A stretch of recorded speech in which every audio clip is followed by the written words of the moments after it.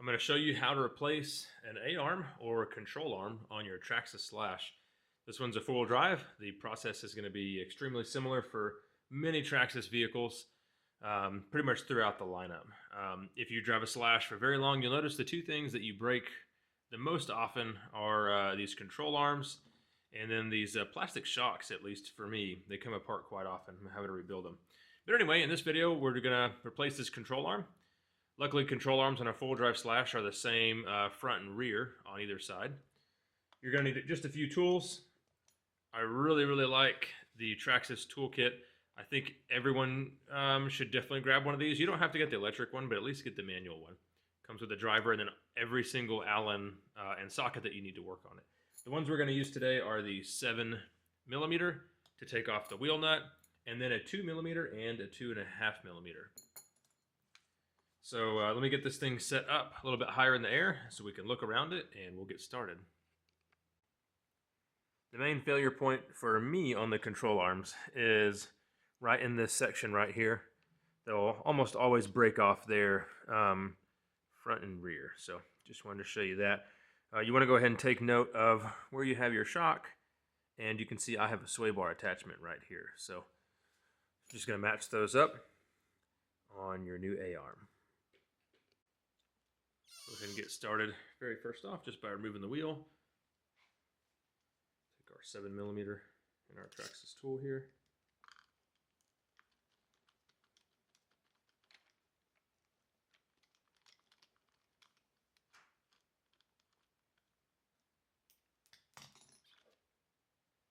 Okay, next up, I can start removing the shock and the sway bar.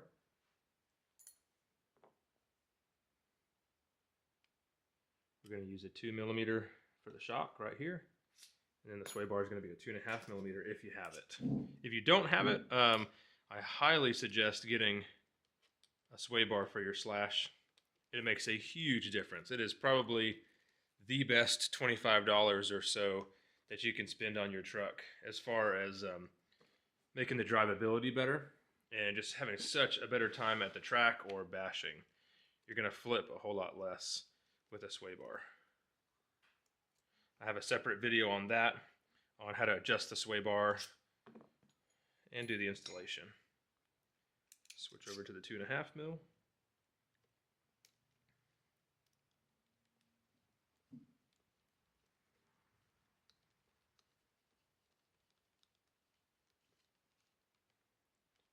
Alright, we'll leave that one hanging.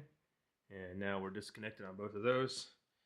Next up, we're going to switch around here, and we're going to take out this cross pin here. This one should also be a 2.5.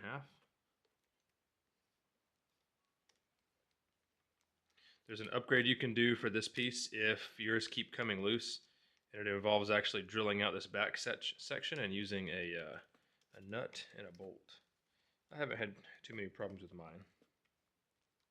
So you only have to unthread it just about this much, and then you can pull it out. Sometimes they're difficult. You may need to grab some pliers and just pull on the head of that bolt or that little screw there. So you can see it's only threaded just at this front section. Set that to the side. So if you have a broken A-arm, it'll obviously come out right now. But to remove a good A-arm, there's still a few more steps you have to do.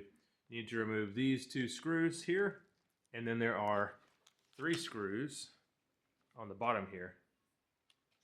So we'll go ahead and start with that. These are going to be 2.5mm.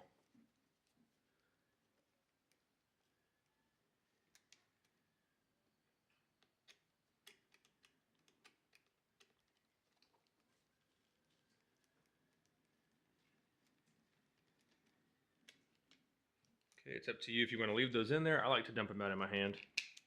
That way they don't go falling out when I don't expect it. I don't have to go search for them on the floor somewhere. All right, flip the car around. And we can work on these 3 down here.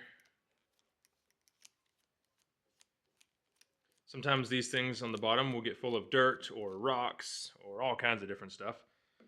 So you may need to take a little pick.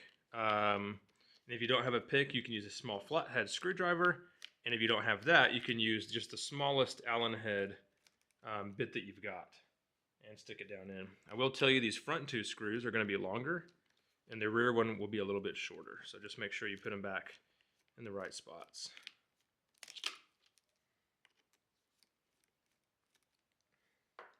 Okay, once you have those screws out, you should be able to just pull this bumper off here like that.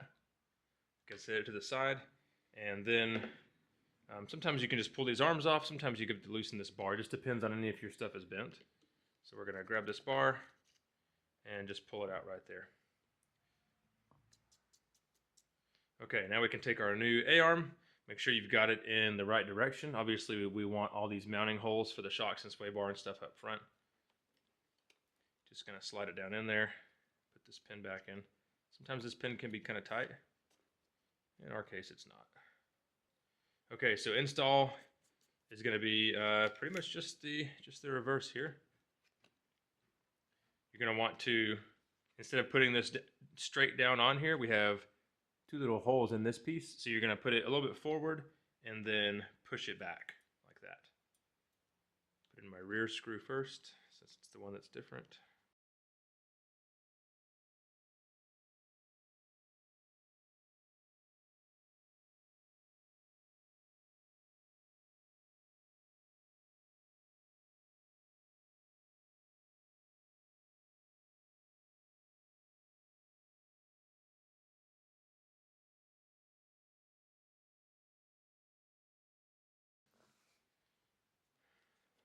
Okay, so our sway bar is going to go on the innermost portion right here.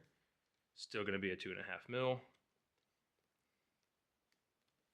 And when you have a new A-arm, you're going to have to press forward on all your screws pretty hard because they're going to have to make new threads for themselves in your control arm.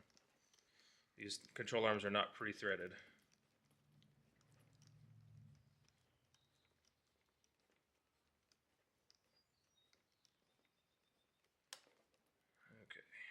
Get that one nice and snug. Go ahead and switch out our bit back to the 2 mil. And in my specific car, I'm going to run this second position here. So we've got one position right after the sway bar, but we're going to go to the one after that. This is personal preference, driving preference, depending on how you're driving, where you're running. If you're racing or bashing, you'll run different setups for different uses. You want to make sure your hardware is going in perfectly straight, because like I said, you're making the threads here for the first time. You don't want to have it going in crooked, or it's always going to be like that.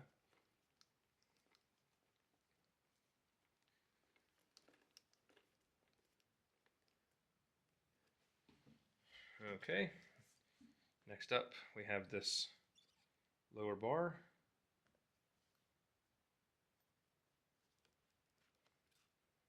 Okay, we're going to slide that on there, and let me rotate the car so you can see how this goes on.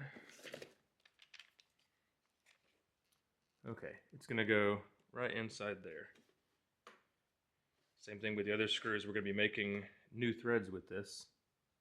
So push that in there, push it down until the threads start to touch, and then we can thread it in. We're going to need to switch back to 2.5 mil for this.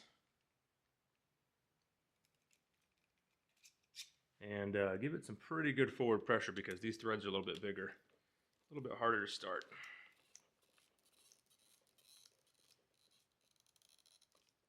Okay, once it bottoms out, you want to back off your pressure a little bit. With all this stuff being plastic, it is pretty easy to strip out, so be a little bit careful.